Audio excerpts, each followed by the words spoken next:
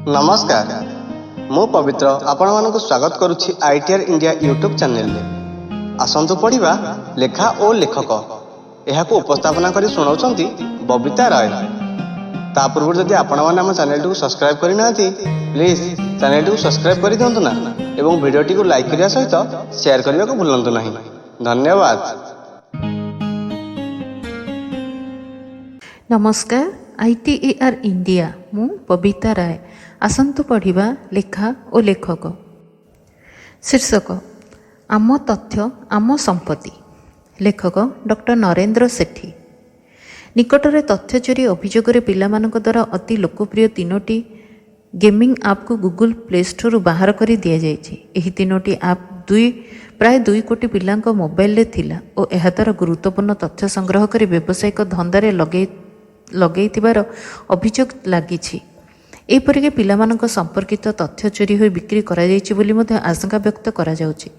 व्यवहारकारीर Android ID द्वारा पिलामानक मातापितांक संपर्कित तथ्य मध्य चोरी होइथिबार भय रहिछि। अनेक विशेषज्ञଙ୍କ मतरे वर्तमान साइबर जुगरे तथ्य बा डाटा सेतिकी दरकारी जेतिकी शिल्पायन क्रांति रे पेट्रोलर महत्व थिला। इंटरनेट कंपनी गुड़िकर डाटा होछि आगकू जीवाई इंधन कहले भूल हेबनी। वर्तमान समय डाटा एक सबुठु जटिल और महंगा बेपार। आपणक हाथ में थिबा मोबाइल आप गुड़िक आपणकर नाम बयस जन्मस्थान रुचि अरुचि राजनैतिक दृष्टि इत्यादि सबु तथ्य रखे। यह सबु तथ्य परदिन सकाळ हेबा पूर्व कौ संस्थान गुड़िक बिक्री कर दि जाउछि। मोबाइल सर्भर आपण मानक मुक्त सेवा देवा बदल रे आपणकर आवश्यकता पसंद अपसंद परिचित अपरिचित अभ्यास किणुवा जिनिस इत्यादि डाटा एकाठी करी रखे। यही सब तथ्य को विश्लेषक माने अनुध्यान करती और आम अजाणत यह अनेक जगार बिक्री सरी थाए। यही व्यापक डाटा बेपार रे दलाल अछंती आ किणुवा चोर तस्कर मध्य। ग्लोबल बिजनेस दुनियार सबुठारु बड़ मूल्यवान संपत्ति डाटा बा तथ्य। कंपनी माने तांकर वाणिज्य लक्ष्य प्राप्ति पई एही डाटा को हतेबे को अनै रहिछंती। एही कामरे सबुठु बेसी उपयोगी हुए मोबाइल आप।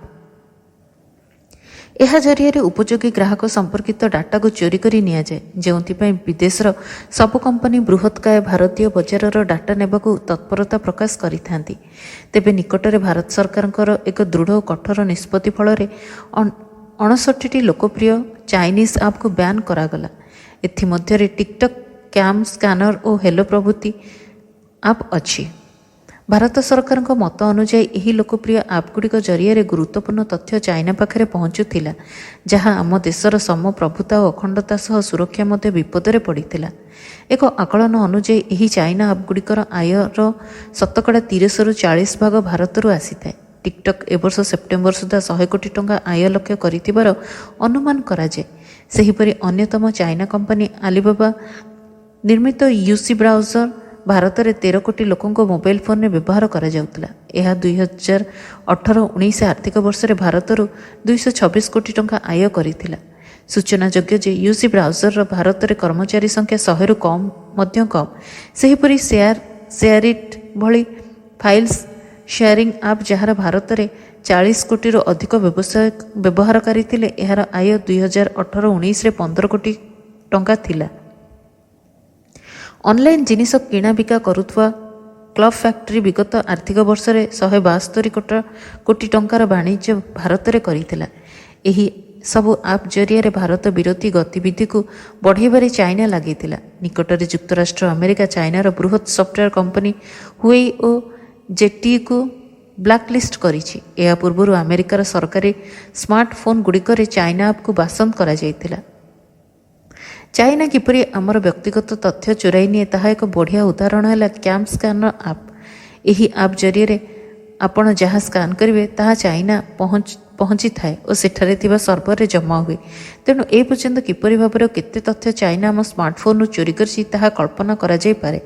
एठारे उल्लेखयोग्य जे चाइना 2008 रे अमेरिकार प्रसिद्ध साइयल मीडिया आप फेसबुक को डाटा चोरी अभियोग रे बैन करिथिला। एहीपरि कि चाइना रे व्हाट्सएप, नेटफ्लिक्स, गूगल प्रभृति लोकप्रिय आप मध्य विकल्प अच्छी। से माने विदेशी आप व्यवहार करती नहीं। विगत किछि दिन भितर ऑस्ट्रेलिया और अमेरिका रे जो भली भाव चाइना हैकर मानकर प्रादुर्भाव रहिला ସେଥିରୁ ସ୍ପଷ୍ଟ ପ୍ରମାଣିତ ହୁଏ ଯେ ଚାଇନା ସାଇବର କ୍ରାଇମରେ ମଧ୍ୟ ପାରଙ୍ଗମ ହାସଲ କରିଛି। ତେବେ ଏହିସବୁ ଆପ୍ ବ୍ୟାନ୍ ହେବା ଫଳରେ କେତେ ଆର୍ଥିକ କ୍ଷତି ଚାଇନାକୁ ଭୋଗିବାକୁ ପଡ଼ିଲା ତାହାର ପ୍ରକୃତ ଆକଳନ କରିବା ମୁସ୍କିଲ। କାରଣ ପ୍ରାୟ ସବୁ ଆପ୍ ମାଗଣାରେ ମିଳେ ଓ ବ୍ୟବହାରକାରୀଙ୍କ ସଂଖ୍ୟା ବଢ଼ିଲେ ବିଜ୍ଞାପନ ଜରିଆରେ ଆୟ ହୋଇଥାଏ।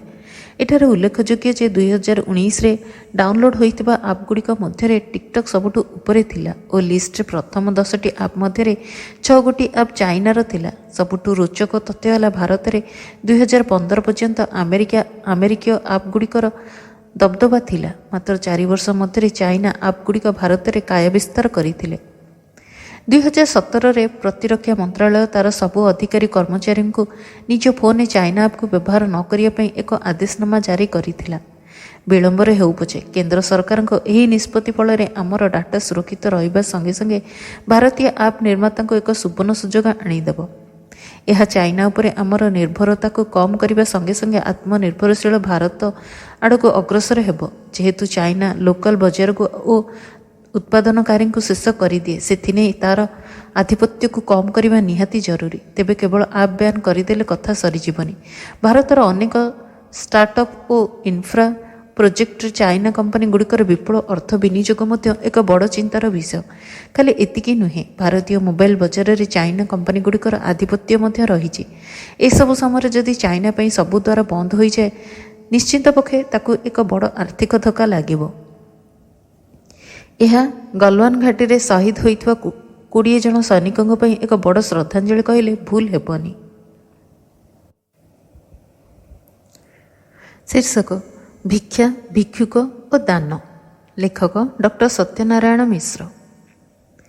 ଇତିହାସ ଲେଖା ଆରମ୍ଭର ବହୁ ପୂର୍ବରୁ ମାନବ ସମାଜରେ ଭିକ୍ଷାର ପ୍ରଚଳନ ହୋଇ ଆସୁଅଛି। ଭିକ୍ଷା ହେଉଛି ଏକ ନିଷ୍ଠୁର ଓ ଚରମ ପନ୍ଥା, ଯାହା ସମାଜରେ ଏକ ଭିନ୍ନ ଶ୍ରେଣୀର ପରିଚୟ ଦେଇଥାଏ। ଭିକ୍ଷା ହେଉଛି ପ୍ରତିକ୍ରିୟାର କ୍ରିୟା। ଯେତେବେଳେ ମନୁଷ୍ୟଠାରେ ବଞ୍ଚିବାର ସମସ୍ତ ଦ୍ୱାର ଯେକୌଣସି କାରଣରୁ ବନ୍ଦ ହୋଇଯାଏ, ଜୀବନକୁ ବଞ୍ଚିବା ପାଇଁ ମଣିଷ ସେତେବେଳେ ଭିକ୍ଷାବୃତ୍ତିକୁ ହିଁ ଆଦରି ନେଇଥାଏ। ବୌଦ୍ଧ ଧର୍ମରେ ଗୌତମ ବୁଦ୍ଧ ବୌଦ୍ଧ ସନ୍ନ୍ୟାସୀମାନଙ୍କୁ ବୌଦ୍ଧ ଭିକ୍ଷୁ ବୋଲି ପରିଚୟ ଦେଉଥିଲେ। ମୋକ୍ଷ ପ୍ରାପ୍ତି ପାଇଁ ଭିକ୍ଷା ହେଉଛି ଏକମାତ୍ର ପନ୍ଥା ବୋଲି ବୌଦ୍ଧ ଧର୍ମାବଲମ୍ବୀମାନେ ମାନିଥାନ୍ତି ଓ ବଞ୍ଚିବା ପାଇଁ ସେମାନେ ଭିକ୍ଷାଂ ଦେହି ସ୍ତବକୁ ଆଦରି ନେଇଥାନ୍ତି। ହିନ୍ଦୁ ଧର୍ମର ବର୍ଣ୍ଣାଶ୍ରମ ନୀତିରେ ଗୃହସ୍ଥମାନେ ଭିକ୍ଷା ପ୍ରଦାନ କରିବା ବିଧେୟ ବୋଲି କୁହାଯାଇଅଛି। ଭାରତବର୍ଷର ପରମ୍ପରାରେ ନିଜର ପରିସ୍ଥିତିକୁ ସାମ୍ନା କରିବାକୁ ଯାଇ ବା ପ୍ରତିଶ୍ରୁତିବଦ୍ଧତାକୁ ପ୍ରମାଣ ଦେବାକୁ ଯାଇ ଭିକ୍ଷାବୃତ୍ତିକୁ ଧରାପୃଷ୍ଠରେ ଜୀବନ ନିର୍ବାହର ଏକ ପନ୍ଥା ବୋଲି ସ୍ୱୀକୃତ ହୋଇଅଛି। ଏପରିକି ଭଗବାନ ବାମନ ଅବତାରରେ ନିଜେ ମଧ୍ୟ ଭିକ୍ଷାବୃତ୍ତି କରିଛନ୍ତି। ଭିକ୍ଷା ଦୟାର ଅଂଶ ନୁହେଁ। ଭିକ୍ଷା ସୁଖ ସ୍ୱଚ୍ଛନ୍ଦ ଓ ଆମୋଦ ପ୍ରମୋଦ ପାଇଁ ହେଲେ ନିନ୍ଦନୀୟ, ଅପମାନ ଅଟେ। ମାତ୍ର ଭିକ୍ଷା ଯଦି ଜୀବନ ନିର୍ବାହ ଓ ସମୂହ ହିତାର୍ଥେ ପ୍ରୟୋଜନ ହୋଇଥାଏ, ତେବେ ତାହା ପୁଣ୍ୟକର୍ମ। ସୃଷ୍ଟିର ପ୍ରତ୍ୟେକ ମନୁଷ୍ୟ ଜନ୍ମରୁ ଭିକ୍ଷୁକ ହୋଇଥାନ୍ତି ଓ ଜୀବଦଶା ମଧ୍ୟରେ କେବଳ ଭିକ୍ଷା ମାଗି ମାଗି ଜୀବନ ଅତିବାହିତ ହୋଇଥାଏ, ଯାହା ମନୁଷ୍ୟ ନିଜେ ଜାଣିପାରେ ନାହିଁ। ମନୁଷ୍ୟ ପ୍ରଥମେ ଧରାପୃଷ୍ଠରେ ବଞ୍ଚିବା ପାଇଁ ମା'ଠାରୁ ଦୁଗ୍ଧପାନର ଭିକ୍ଷା କରିଥାଏ। ଶିକ୍ଷା ନିମିତ୍ତ ଶିକ୍ଷା ଗୁରୁଠାରୁ ଜ୍ଞାନ ଭିକ୍ଷା ଗ୍ରହଣ କରିଥାନ୍ତି। ଅନ୍ନ ଜଳର ଆବଶ୍ୟକତାକୁ ଲାଘବ ବଞ୍ଚିବାର ରାହାକୁ ଚରିତାର୍ଥ କରିବା ପାଇଁ ବା ସମାଜର ମଙ୍ଗଳ ନିମିତ୍ତ ଭିକ୍ଷାକୁ ଯଦି ବୃତ୍ତି ହିସାବରେ ନିଆଯାଏ, ତେବେ ତାହା ଗ୍ରହଣୀୟ ହୋଇଥାଏ। ମାତ୍ର ଭିକ୍ଷାକୁ ଯଦି ନ୍ୟସ୍ତସ୍ୱାର୍ଥ ପ୍ରବୃତ୍ତି କରାଯାଏ, ତେବେ ତାହା କର୍ମକାତରତା ଓ ଶଠତାର ପରିଚୟ ଦେଇଥାଏ। ଏହା ଅପରାଧ ବୋଲି ବିବେଚନା କରାଯାଏ ଓ ସେଥିରୁ ନିବୃତ୍ତ ହେବା ଉଚିତ। ଭାରତରେ 2015 ମସିହା ସୁଦ୍ଧା 4,13,670 ଜଣ ଭିକ୍ଷୁକ ଅଛନ୍ତି ବୋଲି ଏକ ସର୍ବେକ୍ଷଣରୁ ପ୍ରମାଣ ମିଳେ। ଏଥିମଧ୍ୟରୁ ପଶ୍ଚିମବଙ୍ଗ ଓ ଉତ୍ତରପ୍ରଦେଶରେ ସର୍ବାଧିକ ଭିକ୍ଷୁକ ଭିକ୍ଷାକୁ ଆଦରି ଜୀବନ ନିର୍ବାହ କରୁଛନ୍ତି। ଭାରତରେ ସର୍ବପ୍ରଥମେ ମହାରାଷ୍ଟ୍ର ସରକାର ବମ୍ବେ ଭିକ୍ଷା ଦୂରୀକରଣ ଆଇନ, Bombay prevention of begging act BPBA 1959ରେ ଏକ ଆଇନ ପ୍ରଣୟନ କରି ଭିକ୍ଷାବୃତ୍ତିକୁ ନିଷେଧ କରିଥିଲେ ଓ ଏହାର ଉଲ୍ଲଙ୍ଘନ କଲେ ସ୍ୱତନ୍ତ୍ର ଭିକ୍ଷୁକ ଅଦାଲତରେ ବିଚାର ନିଷ୍ପତ୍ତି କରିଥିଲେ। ମାତ୍ର ପରବର୍ତ୍ତୀ ସମୟରେ ବିଭିନ୍ନ ଦୃଷ୍ଟିକୋଣରୁ ବିଚାର କରି ଦିଲ୍ଲୀର ଉଚ୍ଚତମ ନ୍ୟାୟାଳୟ ଭିକ୍ଷାକୁ ଏକ ଅପରାଧ ବୋଲି ବିବେଚନା କଲେ ନାହିଁ, ବରଂ ବଞ୍ଚିବାର ଏକ ପନ୍ଥା ବୋଲି ଅଭିହିତ କଲେ। ସମାଜର ଅବହେଳିତ ତଥା ନିଷ୍ପେଷିତ ବ୍ୟକ୍ତିମାନଙ୍କୁ ଭିକ୍ଷା ହିଁ ଏକ ସହାୟକ ପନ୍ଥା ହୋଇଥାଏ ବୋଲି ବିବେଚନା କରିବା ଦରକାର ଓ ଏଥିପ୍ରତି ଏକତରଫା ଭାବେ ଉକ୍ତ ପନ୍ଥାକୁ ବିବେଚନା କରି ବଞ୍ଚିବାର ଶେଷ ରାହାକୁ ଦମନ କରିବା ଅନ୍ୟାୟ ବୋଲି ବିବେଚନା କରାଯାଏ। ପ୍ରକୃତରେ ଭିକ୍ଷା ଜୀବନର ଅନ୍ତିମ ପନ୍ଥା ବୋଲି ବିଚାର କରି ମାନସିକ ଭାରସାମ୍ୟ ହରାଇ ଭିକ୍ଷାବୃତ୍ତି କରିବା ହେଉଛି ବଞ୍ଚିବାର ଏକମାତ୍ର ଶିକ୍ଷା ବ୍ୟତୀତ ଅନ୍ୟ କିଛି ନୁହେଁ। ଅନ୍ୟ ଦୃଷ୍ଟିରୁ ଆଲୋଚନା କଲେ ସମାଜର ପ୍ରତ୍ୟେକ ବ୍ୟକ୍ତି ହେଉଛନ୍ତି ଜଣେ ଜଣେ ଭିକ୍ଷୁକ। କିଏ ଧର୍ମ ପାଇଁ ଭିକ୍ଷୁକ ତ ପୁଣି କିଏ ଜ୍ଞାନ ପାଇଁ, କିଏ ଧନ ପାଇଁ ଭିକ୍ଷୁକ ତ ପୁଣି କିଏ ଶିକ୍ଷା ପାଇଁ, କିଏ ସେବା ପାଇଁ ଭିକ୍ଷୁକ ତ ପୁଣି କିଏ କର୍ମ ପାଇଁ, କିଏ ମୋକ୍ଷ ପାଇଁ ଇତ୍ୟାଦି ଇତ୍ୟାଦି। ମଣିଷ ଯେତେବେଳେ ମନ୍ଦିରକୁ ଯାଏ ସେତେବେଳେ ଭଗବାନଙ୍କ ନିକଟରେ ନିଜର ମନୋବାଞ୍ଛା ପୂରଣ ପାଇଁ ଭିକ୍ଷା ମାଗିଥାଏ। ଯାହା ଥାଏ ଅଲକ୍ଷ୍ୟ ଭିକ୍ଷା ଓ ସେ ମନ୍ଦିର ମଧ୍ୟରେ ଭଗବାନଙ୍କ ସମ୍ମୁଖରେ ଭିକ୍ଷୁକ। ତାହା ଥାଏ ଦ୍ୱିପାକ୍ଷିକ ଭିକ୍ଷା ଓ ଦାନ। ମାତ୍ର ସେତେବେଳେ ଉକ୍ତ ଭିକ୍ଷୁକର ସଂଜ୍ଞା ପରିବର୍ତ୍ତନ ହୋଇ ଭକ୍ତ ହୋଇଥାଏ ଓ ଭଗବାନଙ୍କୁ ନେହୁରା ହୋଇ ଅଭୀଷ୍ଟ ସିଦ୍ଧି ପାଇଁ ମାଗିଥାଏ, ଯାହାକୁ ଭିକ୍ଷା କୁହାଯାଏ। ଠିକ୍ ସେହିପରି ମନ୍ଦିରରୁ ବାହାରକୁ ଆସିଲେ ଉକ୍ତ ଭିକ୍ଷୁକ ଭକ୍ତ ଦାତା ଭକ୍ତରେ ରୂପାନ୍ତରିତ ହୋଇ ଅନ୍ନ ଜଳର ସନ୍ଧାନରେ ଖୋଜି ବୁଲୁଥିବା ଭିକ୍ଷୁକମାନଙ୍କୁ ଦେଇଥାନ୍ତି କିଛି କିଛି ଅର୍ଥ ବା ସାମଗ୍ରୀ, ଯାହା ଭିକ୍ଷା ନାମରେ ପରିଚିତ ଓ ଯିଏ ଗ୍ରହଣ କରେ ତାକୁ ଭିକ୍ଷୁକ କହନ୍ତି। ଉକ୍ତ ଦିଆନିଆ ଗୁଡ଼ିକ ସର୍ବଜନରେ ଦୃଶ୍ୟମାନ ହେଉଥିବାରୁ ତାହା ଆଲୋଚନାକୁ ଆସିଥାଏ। ମାତ୍ର ମନ୍ଦିର ମଧ୍ୟରେ ଭଗବାନ ଓ ଭକ୍ତ ମଧ୍ୟରେ ଯେଉଁ ଗୁହାରି ଓ ଭିକ୍ଷା ପ୍ରାର୍ଥନା ହୁଏ ତାହା ଥାଏ ଭିନ୍ନ। ସେଠାରେ ନଥାଏ ଅନ୍ନ ଜଳର ସନ୍ଧାନ ପାଇଁ ଭିକ୍ଷା, ତାହା ଥାଏ ସମ୍ପୂର୍ଣ୍ଣ ଭିନ୍ନ ଭିକ୍ଷା। ମାତ୍ର ସର୍ବଜନରେ ଭିକ୍ଷା ଥାଏ ଅନ୍ନ ଜଳର ସନ୍ଧାନର ଅନ୍ୱେଷଣର କର୍ମ। ଭିକ୍ଷାର ଉପାଦାନ କ'ଣ ଥାଏ ତାହା ଦାତାର ସାମର୍ଥ୍ୟ ଓ ଇଚ୍ଛା ଉପରେ ନିର୍ଭର କରିଥାଏ। ମାତ୍ର ଭିକ୍ଷା ଦେବା ଓ ଭିକ୍ଷା ଗ୍ରହଣ କରିବା ହେଉଛି ଏକ ନମ୍ରତାର ପ୍ରତୀକ। ପତଞ୍ଜଳିଙ୍କ ଅପରିଗ୍ରହ ନୀତି ଦର୍ଶାଇଥାଏ ଯେ କୌଣସି ଦାନ ଗ୍ରହଣ କରିବା ହେଉଛି ଯୋଗସୂତ୍ରର ନୀତି ବିରୁଦ୍ଧ। ମାତ୍ର କୂପ ବା ପୁଷ୍କରିଣୀ ଖନନ, ଆଶ୍ରୟ ବିଶ୍ରାମ ଗୃହ ନିର୍ମାଣ, ଚିକିତ୍ସାଳୟ ନିର୍ମାଣ ଆଦି ଦାନ କାର୍ଯ୍ୟ ହେଉଛି ଉତ୍ତମ ଦାନ, ଯାହା ଅହିଂସା, କରୁଣା ଓ ଦୟା ଦ୍ୱାରା ଆଚ୍ଛାଦିତ ହୋଇଥାଏ। ଗୀତାରେ ଦାନର ପ୍ରକାରଭେଦକୁ ବର୍ଣ୍ଣନା କରି କୁହାଯାଇଛି ଯେ ସାତ୍ୱିକ ଦାନ ହେଉଛି ଦାନ ଦେଇ ଦାତା କେବେ ପରବର୍ତ୍ତୀ ସମୟରେ ଦାନ ଗ୍ରହୀତାଙ୍କଠାରୁ କିଛି ଆଶା କରେ ନାହିଁ। ତମସ ଦାନ ହେଉଛି ଅନୁପଯୁକ୍ତ ସମୟ, ଅନୁପଯୁକ୍ତ ସ୍ଥାନ, ଅନୁପଯୁକ୍ତ ବ୍ୟକ୍ତିକୁ ଦାନ ପ୍ରଦାନ କରିବା, ଯାହାର ଦାନ ଗ୍ରହଣ କରିବାର ଆବଶ୍ୟକତା ନଥାଏ ବା ଉକ୍ତ ଦାନ ଗ୍ରହଣ କରିବାର ଯୋଗ୍ୟତା ନଥାଏ। ଗୀତା ତତ୍ତ୍ୱକୁ ବିନ୍ୟାସ କଲେ ମନ୍ଦିର ନିକଟରେ ଉପଯୁକ୍ତ ଗ୍ରହୀତାଙ୍କୁ ଭିକ୍ଷା ଦେବା ବା ଦାନ କରିବା ହେଉଛି ସାତ୍ୱିକ ଦାନ ବା ଭିକ୍ଷା।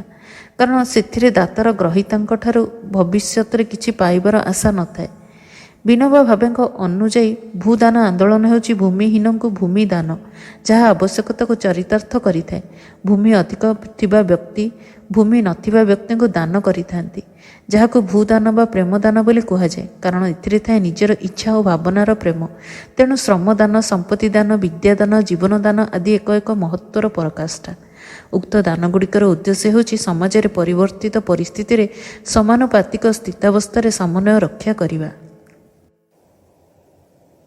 ଏହି ଲେଖା ଓ ଲେଖକ କଥାଟି ଭଲ ଲାଗିଲେ ଏହାକୁ ସବସ୍କ୍ରାଇବ୍ କରନ୍ତୁ, ଲାଇକ୍ ଓ ସେୟାର କରନ୍ତୁ। ଧନ୍ୟବାଦ।